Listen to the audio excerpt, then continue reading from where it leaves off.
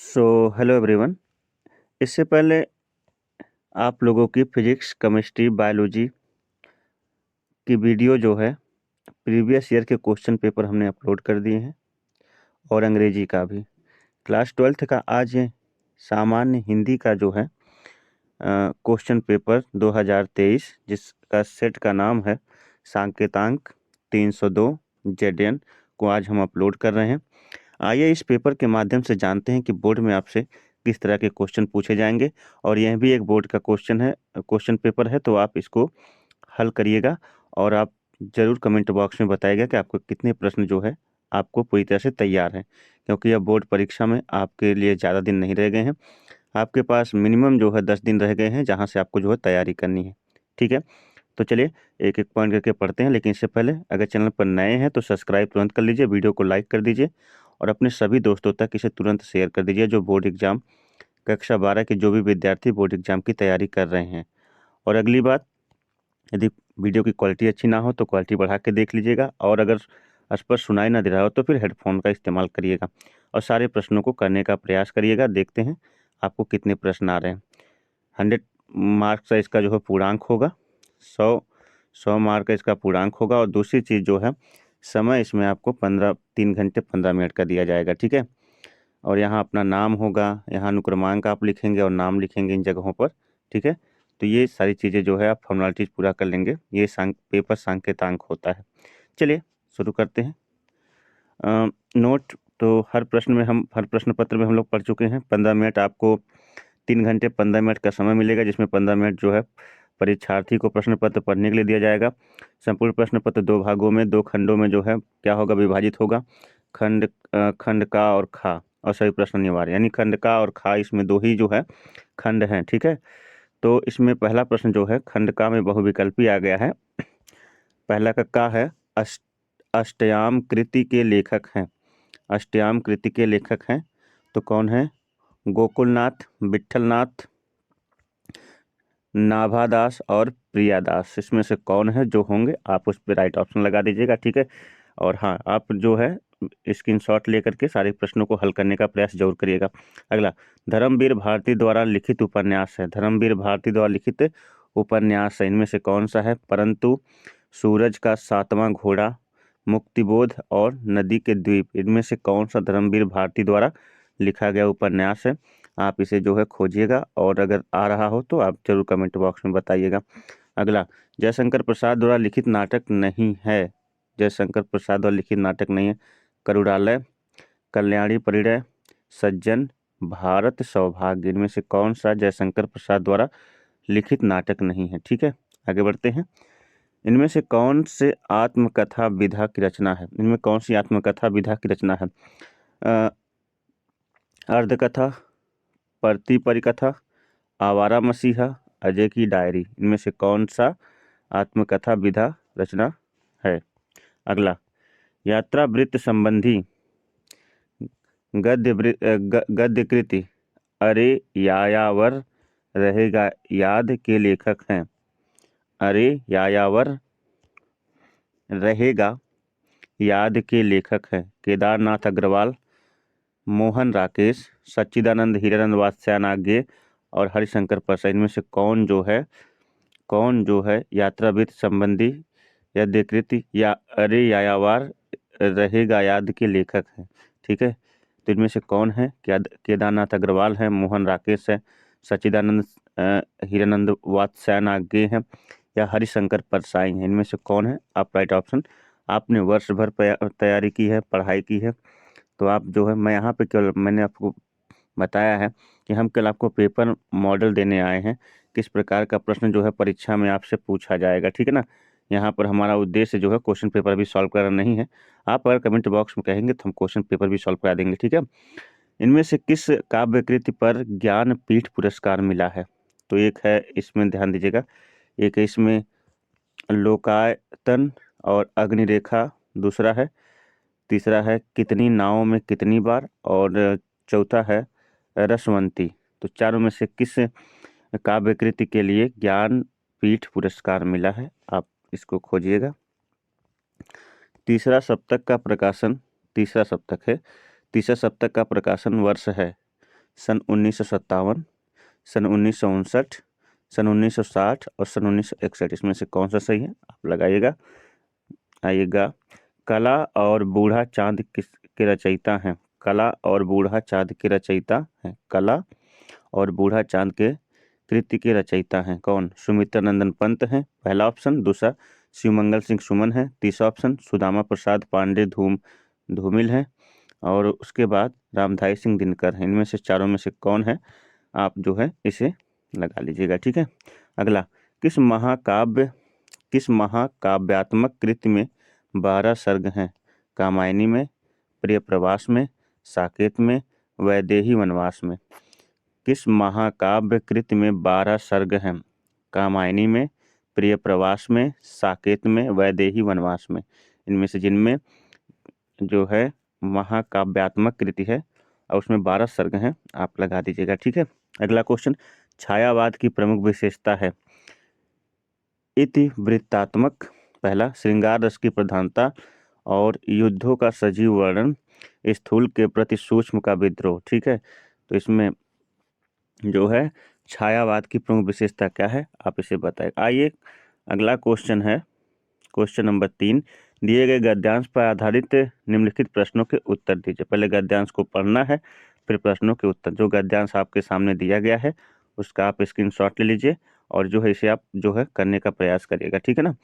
तो देखिए, इसे ध्यान से पढ़िएगा। तो गद्यांश एक बार मैं आपके लिए पढ़ देता हूँ कि अशोक वृक्ष की पूजा इन्हीं गंधर्वों और यज्ञों की देन है। प्राचीन साहित्य में इस वृक्ष की पूजा के उत्सवों का बड़ा सरस वर्णन मिलता है। असल पूजा, देखिए यहाँ अंडरलाइन है, असल पूजा अशोक की नहीं है बल्कि उसके अधिष्ठाता कंदर्प देवता की होती है। इसे मदनोत्सव कहते थे। यहाँ तक देखिए अंडरलाइन है, इसी सभी प्रश्न बनाएगा। महाराज भोज के सरस्वती कंठाभरण से जान पड़ता है कि यह उत्सव यत्रोदशी के दिन होता था। माल विकाग्निमित्र रत्नावली में उत्सव का बड़ा सरस मनोरम वर्णन मिलता है। जब मैं अशोक के लाल स्तंभों को देखता हूँ तो मुझे यह पुराना वातावरण प्रत्यक्ष दिखाई देता है। राजघरानों में साधारणतया रानी ही अपने सनुपुर चरणों के आघात से इस रहस्यमय वृक्ष को पुष्पित किया करती थी। ये आपके एक जो है एक गद्यांश है, इसे पढ़ना है और इससे पूछे गए प्रश्नों का जवाब देना। प्रश्न नंबर इसमें देखिए एक पूछा है, उपर्युक्त गद्यांश का संदर्भ लिखना, इसका संदर्भ लिखना है। दूसरा, अशोक वृक्ष की पूजा किसकी देन है, ठीक है। और रेखांकित अंश की व्याख्या का, जो अभी इससे पहले जो मैंने दिखाया, रेखांकित अंक जो है कहाँ से कहाँ तक है। जैसा आप जानते हैं रेखांकित अंश यहाँ से लेकर के पूरा यहाँ तक, ठीक है। ये आप देख चुके हैं। रेखांकित अंक जो असल पूजा अशोक की नहीं बल्कि उसके अष्टधाता कंदर्प देवता की थी। इसमें मदनोत्सव कहते थे, ठीक है। यहाँ तक आपको क्या करना, रेखांकित अंश की व्याख्या कीजिए। और उसके बाद चौथा क्वेश्चन है, अशोक वृक्ष को कौन पुष्पित किया करती थी, ठीक है ना। अगला क्वेश्चन है, अष्टधाता और अष्टवक शब्दों का अर्थ लिखिए। अथवा या तो ये करिए, ये वाला, इसमें अथवा है, या फिर आप ये वाला गद्यांश करिए, या फिर देखिए नीचे एक और जो अथवा, ये एक और गद्यांश आपके सामने आ चुका है, या इसको करिए। क्या है, नए शब्द, नए मुहावरे एवं नई रीतियों के प्रयोगों से युक्त भाषा को व्यवहारिता प्रदान करना ही भाषा की आधुनिकता लाना है। दूसरे शब्दों में केवल आधुनिक युगीन विचारधाराओं के अनुरूप नए शब्दों को गढ़ने मात्र से ही भाषा का विकास नहीं होता, वरन नए पारिभाषिक शब्दों की एवं नूतन शैली प्रणालियों के को व्यवहार में लाना ही भाषा की आधुनिकता प्रदान करना है, क्योंकि व्यवहारिकता ही भाषा का प्राण तत्व है। नए शब्द और नए प्रयोगों का पाठ्य पुस्तकों से लेकर साहित्यिक पुस्तकों तक, शिक्षित व्यक्तियों से लेकर अशिक्षित व्यक्तियों तक सभी कार्यकलापों में प्रयुक्त होना आवश्यक है। इस तरह हम अपनी भाषा, देखिए यहाँ से अंडरलाइन किया, हम अपनी भाषा को अपने जीवन की सभी आवश्यकताओं के लिए जब तक प्रयुक्त कर सकेंगे तब तक हमें अपने आप आधुनिकता आ जाएगी। ये देखिए यहाँ से यहाँ तक अंडरलाइन है। हम अपनी भाषा को अपने जीवन के सभी आवश्यकताओं की के लिए जब तक प्रयुक्त कर सकेंगे तब तक हमें अपने आप आधुनिकता आ जाएगी। यहाँ तक जो है ये जो रेखांकित अंश की व्याख्या कीजिए, तीसरा क्वेश्चन है, ये यहीं से पूछा गया। ठीक है ना, आगे चलते हैं। पहला क्वेश्चन उपयुक्त गद्यांश का संदर्भ लिखिए, और दूसरा क्वेश्चन यहाँ पे कह रहा है कि भाषा की आधुनिकता कैसे आती है। ठीक है, भाषा की आधुनिकता कैसे आती है, और तीसरा रेखांकित शब्द जैसे यहाँ से यहाँ तक का रेखांकित है, इसका आपको समझ कर जवाब देना है। चलिए, भाषा का प्राण तत्व क्या है, चौथा क्वेश्चन। और नूतन और कार्यकलाप शब्दों का अर्थ लिखें। नूतन और कार्यकलाप शब्दों का क्या बताना, अर्थ बताना है। आइए चौथे क्वेश्चन पर। दिए गए पद्यांश, वो गद्यांश था, ये पद्यांश है। दिए गए पद्यांश पर आधारित निम्नलिखित प्रश्नों के उत्तर दीजिए। कौन हो तुम वसंत के दूत, पद्यांश हम पढ़ रहे हैं। बिरस पतझड़ में अति सुकुमार, घन तिमिर में चपला की रेख, तपन में शीतल मंद बयार, लगा कहने आगंतुक व्यक्ति, मिटाता उत्कंठा सविशेष, दे रहा कोमिल सानंद, सुमन को ज्यों मधुमय संदेश। उपर्युक्त पद्यांश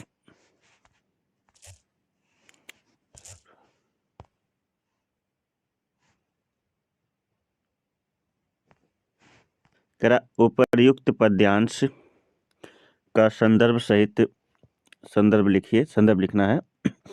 रेखांकित अंश की व्याख्या करना। ठीक है ना, रेखांकित अंश की क्या करना है, व्याख्या करना। इस अगला क्वेश्चन, इस पद्यांश में किस किस के बीच संवाद हो रहा है। चौथा, चपला उत्कंठा शब्दों का अर्थ लिखिए। चपला में तो बिजली होती ना, जो, और आगंतुक व्यक्ति से किसकी ओर संकेत किया जा रहा है। देखिए यहाँ पे अब इसने कहा है कि रेखांकित शब्द, तो रेखांकित शब्द यहाँ से यहाँ तक है पूरा। कौन हो तुम वसंत के दूत, विरस पतझड़ अति सुकुमार, घन तिमिर में चपला की रेख, तपन में शीतल मंद बयार, यहाँ तक रेखांकित शब्द है, जिसका आपको क्या करना है, रेखांकित शब्द की व्याख्या करना है। और किस किस के बीच जो है ये संवाद हो रहा है, आपने अपने हिंदी की बुक में पढ़ा होगा। ठीक है ना, और आगे बढ़ते हैं अगले क्वेश्चन की तरफ। अथवा या तो ये करिए, समझना, या तो आप इसे करिए, इस वाले को, या फिर आप आ जाइए अथवा पर।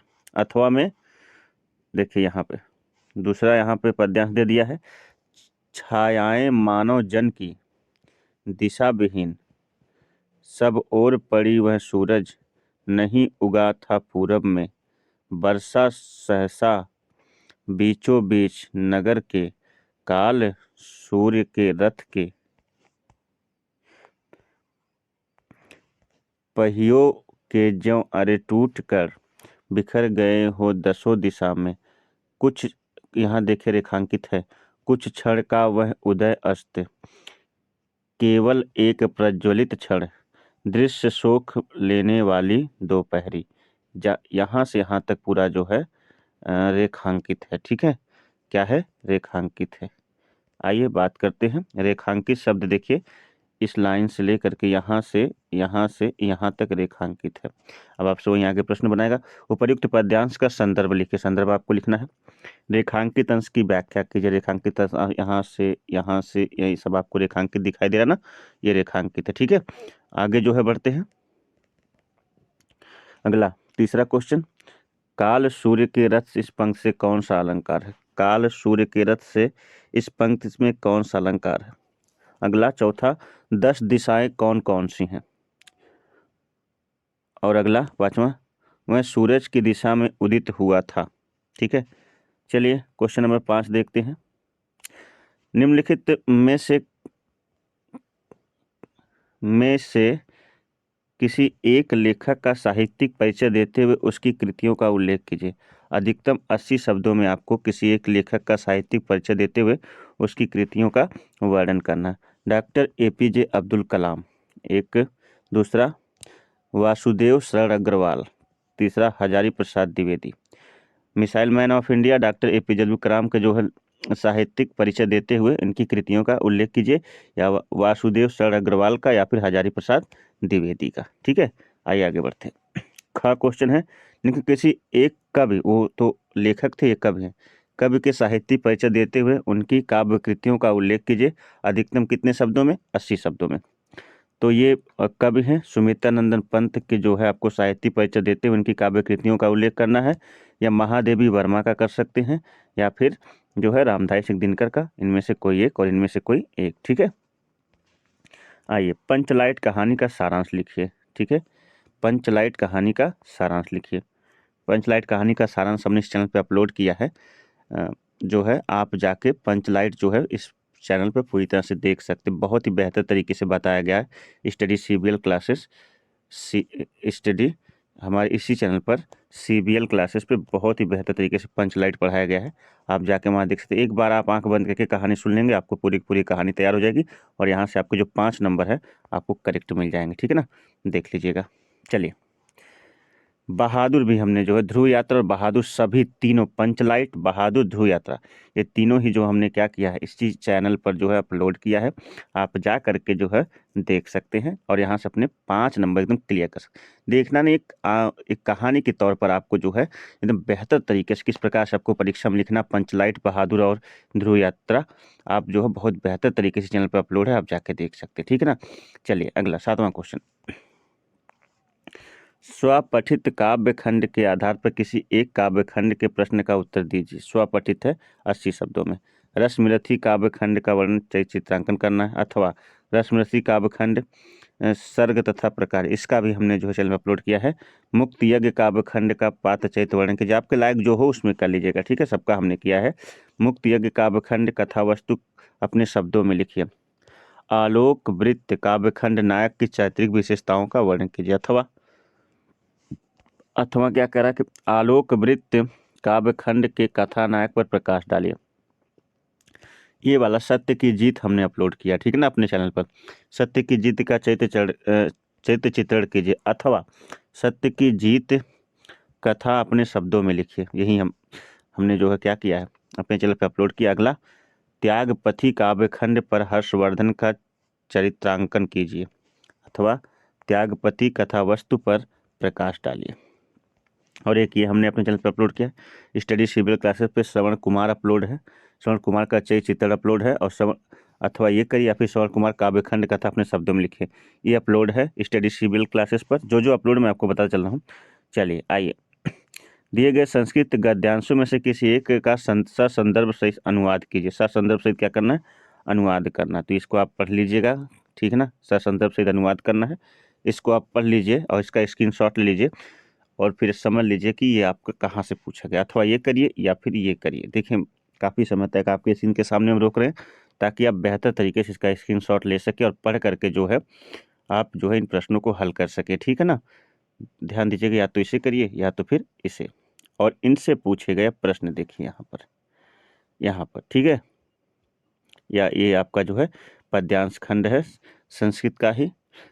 विनोदेन कालो गच्छति धीमताम व्यसनेन मूर्खाणा निद्राया कलहेन वा, ठीक है।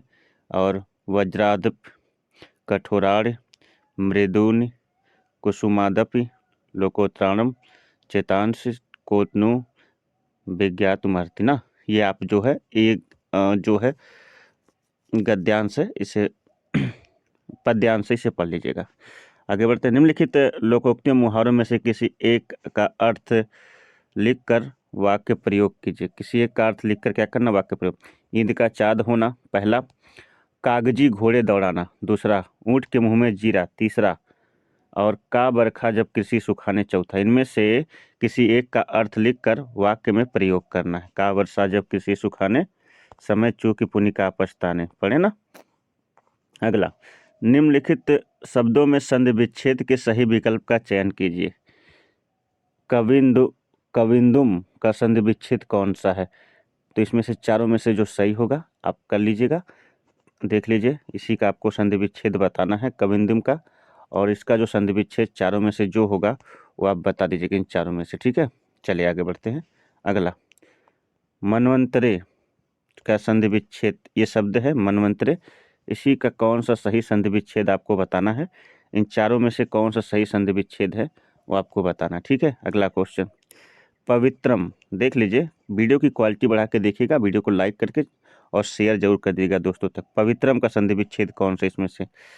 पवधनित्रम, पविधनित्रम, पविधनित्रम और पौधनित्रम, कौन सा इसमें से? आप इसमें जो है सिलेक्ट कर लीजिएगा। निम्नलिखित शब्दों के विभक्ति वचन के अनुसार सही विकल्प का चयन कीजिए। तो विभक्ति वचन के अनुसार, तो अब आपसे यहाँ पर दिया है आत्मनो शब्द में विभक्ति और वचन क्या है? आत्मनो में, तो आत्मनो शब्द में विभक्ति और वचन क्या है, यहाँ से छांटना है। ठीक है, आत्मनो शब्द में।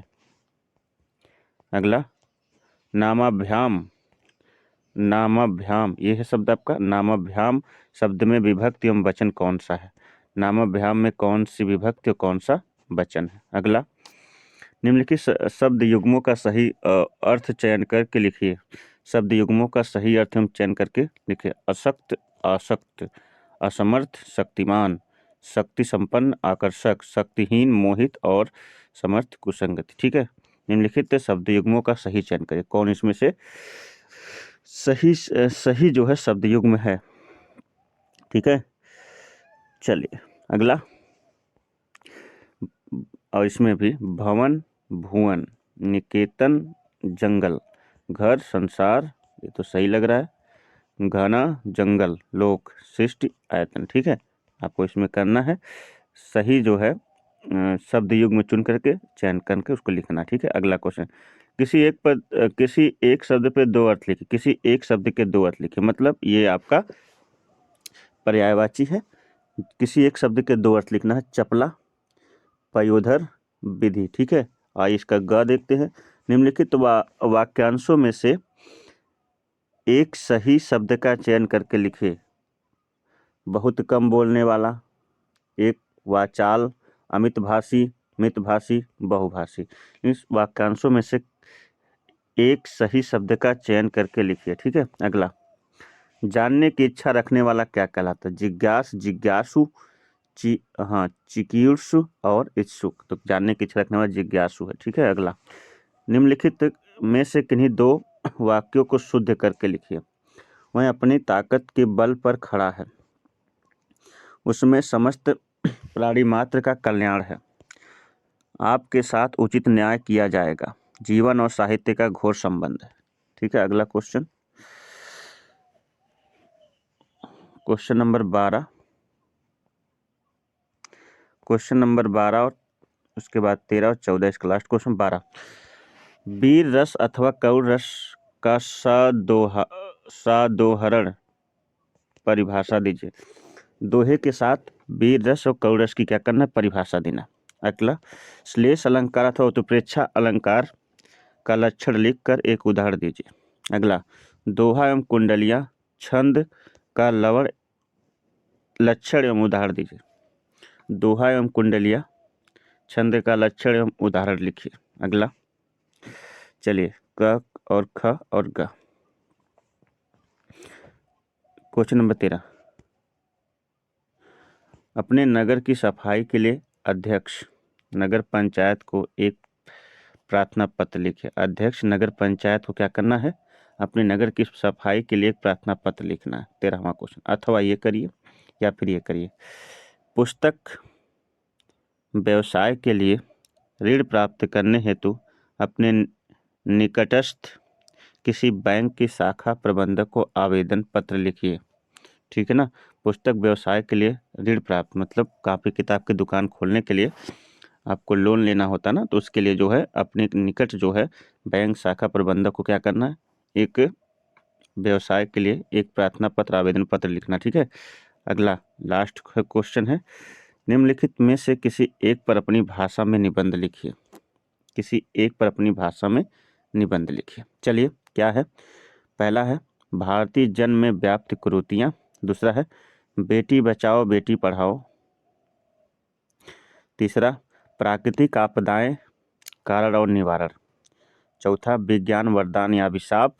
और पांचवा पर्यावरण संरक्षण की आवश्यकता। इन पांचों में से किसी एक पॉइंट पर आपको जो है निबंध लिखना है, और जिसमें आपका 9 नंबर आपके पास। ठीक, कितना मिलेगा? 9 नंबर। ठीक है, तो उम्मीद करते हैं कि आज की जो हिंदी का जो है पेपर रहा, आपने पूरे पेपर का जो है बेहतर तरीके से स्क्रीनशॉट ले लिया होगा और इसके सभी प्रश्नों को आप करने में लग गए होंगे, क्योंकि ये आपने वर्ष भर पढ़ा है, ठीक है। और आपने वर्ष भर पढ़ा है, तैयारी भी बहुत बेहतर करी है। परीक्षाएं आपकी केवल 10 दिन रह गई हैं और 10 दिन में आपको पढ़ना बहुत कुछ है। तो प्रश्न पत्र मॉडल हम आपको दिखा रहे हैं किस प्रकार से, ताकि आपको परीक्षा में बैठने के बाद कुछ नया ना लगे कि अरे क्वेश्चन पेपर कैसा आ गया, ठीक है। जिस आप वीडियो को देख लीजिएगा, आपको समझ में आ जाएगा किस तरह के प्रश्न पत्र जो है बोर्ड परीक्षा में पूछे जाते हैं। जहां आपको समझ में ना आए वहां पर आप जरूर कमेंट बॉक्स में लिखिएगा, हम एक चीज़ को समझाने का प्रयास करेंगे। कोशिश हमारी यही रहेगी कि आप जो है बेहतर से बेहतर जो है परीक्षा में करके आएँ। और इस वीडियो को अपने सभी दोस्तों तक शेयर ज़रूर कर दीजिएगा। और आप भी यदि चैनल पर नए हैं तो सब्सक्राइब कर लीजिएगा। स्टडी CBL क्लासेस अब आप गूगल पे भी सर्च करेंगे तुरंत आ जाएगा, और यूट्यूब पर तो स्टडी CBL क्लासेस जो है एक फेमस चैनल है ही है। तो मिलते हैं एक नई वीडियो के साथ, तब तक के लिए आप सभी को नमस्कार, बाय बाय, जय हिंद।